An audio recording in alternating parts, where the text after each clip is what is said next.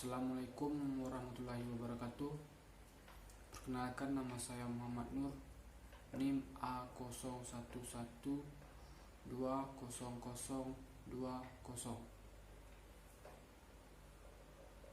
mahasiswa Politeknik Industri Kendal.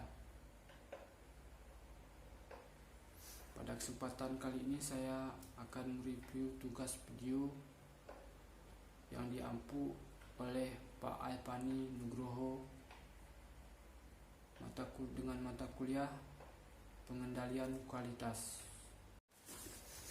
Pengendalian kualitas saat ini tidak hanya dilakukan oleh perusahaan, tetapi konsumen juga berperan aktif dalam hal tersebut. Maka terbentuklah badan independen untuk menilai dan mengakreditasi suatu barang. Badan independen tersebut yang pertama SNI, Standar Nasional Indonesia, yang kedua JIS, Japan International Standardization, yang terakhir ISO, International Standardization Organization. Kemudian ISO terdiri dari ISO 9000. ISO 9000 terdiri dari 5 ISO. Yang pertama ISO 9000, yang kedua ISO seri 9001, yang ketiga ISO seri 9002, yang ketiga ISO seri 9002, yang keempat ISO seri 9003, yang kelima ISO seri 9004. 9000 tentang standar untuk manajemen mutu dan kualitas jaminan mutu. ISO seri 9001 untuk jenis pekerjaan, desain, development, production, dan servicing. Dan untuk ISO seri 9002 untuk panduan dan penerapannya. ISO seri 9003 sistem mutu di inspeksi dan tes akhir. Dan yang terakhir ISO seri 9004 paduan untuk manajemen kualitas dan elemen.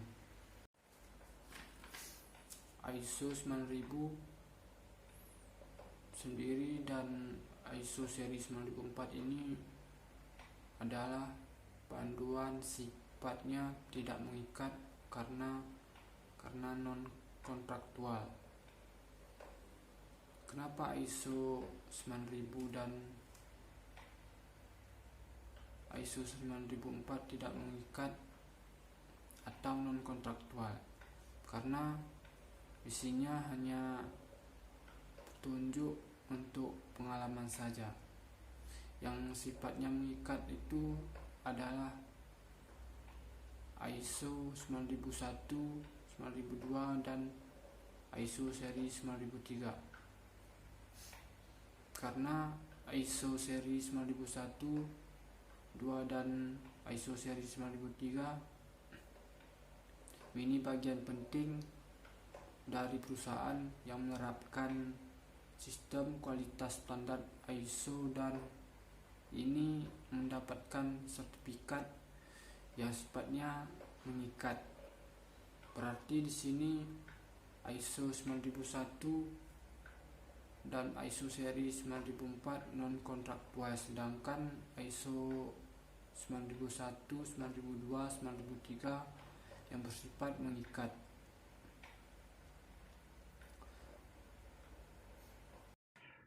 ISO 9001 persyaratan sistem mutu yang dituangkan dalam standar internasional ini ISO seri 9001, ISO seri 9002, dan ISO seri 9003 adalah bersifat saling melengkapi, bukan pengganti dari persyaratan teknis produk yang telah ditentukan. Standar internasional ISO 9000 hanya menentukan persyaratan mengenai elemen, apa saja yang harus dicakup dalam suatu sistem mutu dan tidak bermaksud menyeragamkan sistem mutu. ISO 9000 bersifat umum dan tidak terkait pada suatu industri atau sektor ekonomi tertentu. Standar internasional ISO seri 9000 memang dimaksudkan supaya diadopsi dalam bentuknya yang sekarang ini.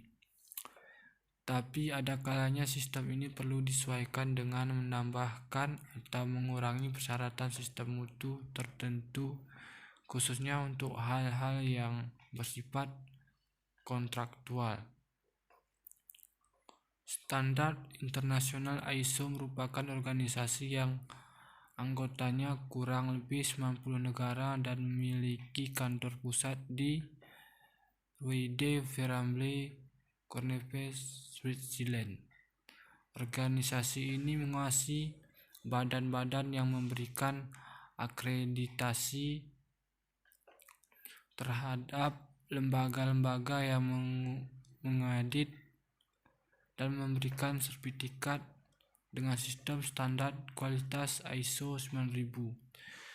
Badan akreditasi ini di Indonesia dikenal dengan Sukovindo, SIRIM di Malaysia, SIRIS di Singapura, TC di Thailand, AT dan T di Amerika, BSI di Lyon di Inggris, dan banyak lagi. Perusahaan yang memproduksi barang tapi produk tersebut dibuat dengan standar atau spesifikasi pihak lain. Oleh karenanya pengendalian desain tidak ditetapkan.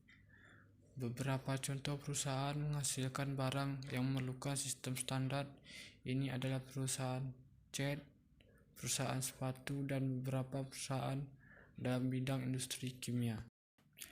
ISO seri 9003 merupakan sistem mutu atau model jaminan mutu untuk inspeksi akhir dan tes.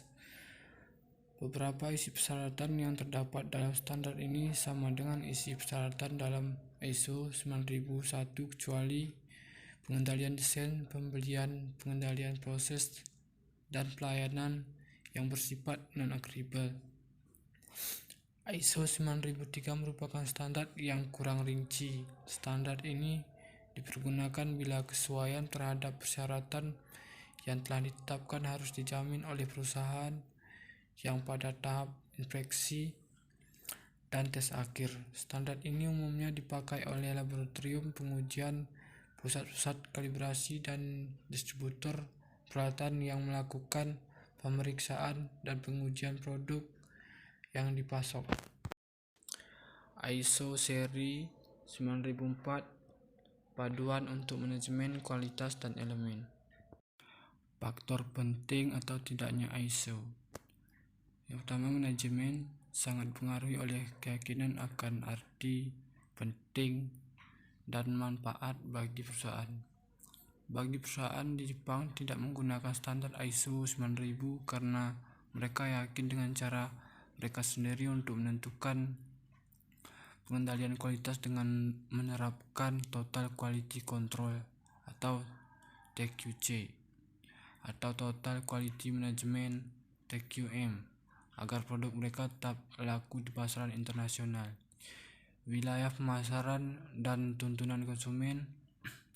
Jika pasar bersifat lokal dan konsumen tidak masyarakatkan ISO, maka kebutuhan standar ISO 9000 tidak begitu penting.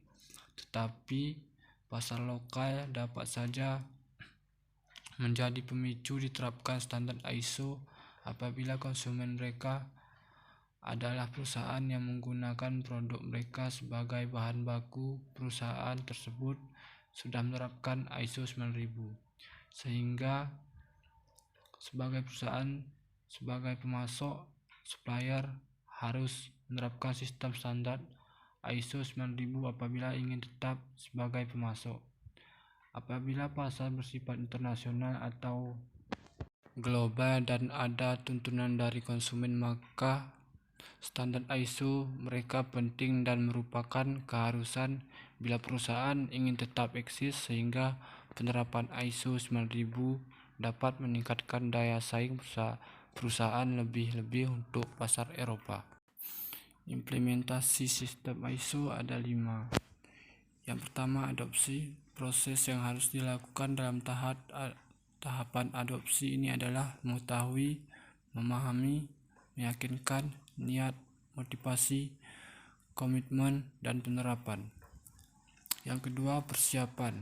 Proses persiapan ini dimulai dengan seleksi konsultan, menentukan lingkup sertifikasi, membentuk komit, menunjuk manajer, meeting, audit, pendahuluan, dan menyusun program kerja.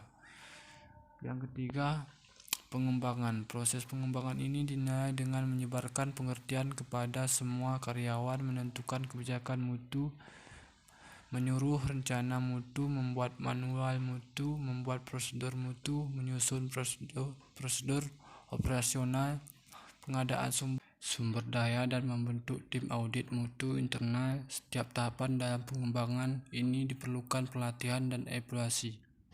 4.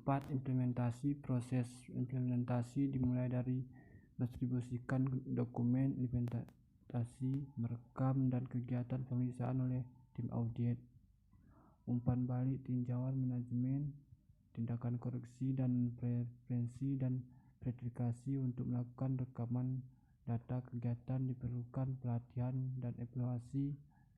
Yang kelima, asesmen atau penilaian. Proses penilaian menuju sertifikasi dimulai dari menyeleksi badan sertifikasi, melakukan pra-audit, melakukan tindakan program kerja, pengarahan, pengecekan akhir, pembukaan, penilaian yang hasilnya apakah perusahaan mendapatkan sertifikasi atau tidak.